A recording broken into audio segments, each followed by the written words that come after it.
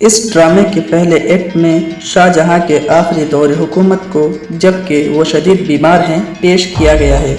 طویل عدالت نے شاہ جہاں کو امور مملکت سے کنارہ کشی اختیار کرنے پر مجبور کر دیا ہے، لہٰذا شاہ جہاں کی جگہ پر حکومت کے کاموں کو دارا انجام دیتا ہے۔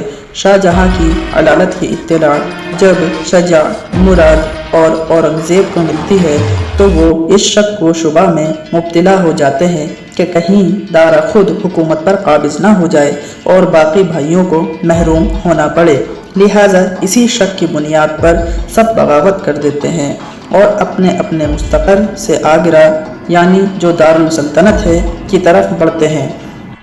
شاہ جہاں کو اس کی خبر ہوتی ہے، وہ محل سے نکل کر اپنے باغی بیٹوں کو سمجھانا اور راہ راست پر لانا چاہتا ہے، لیکن دارا کی ضد کے آگے اسے مجبوراً محل میں رکنا پڑتا ہے۔ دارا خود فوج لے کر باغی بھائیوں کی سرکوبی کے لیے نکلتا ہے، جو اس کی ایک بڑی سیاسی بھول ہوتی ہے جس کا نتیجہ شکست کی صورت میں سامنے آتا ہے۔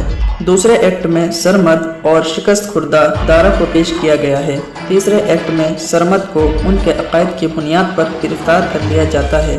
چوتھے ایکٹ میں متعصب علماء کے ذریعے سرمد کو بدعتی اور کافر ثابت کر کے واجب القتل قرار دے دیا جاتا ہے، جس کی ملا ابو قاسم پرزور مخالفت کرتے ہیں اور علماء کے ساتھ ساتھ اورنگزیب سے بھی ٹکرا جاتے ہیں، لیکن نفس پرستوں کے آگے انہیں ناکامی ہی ہوتی ہے۔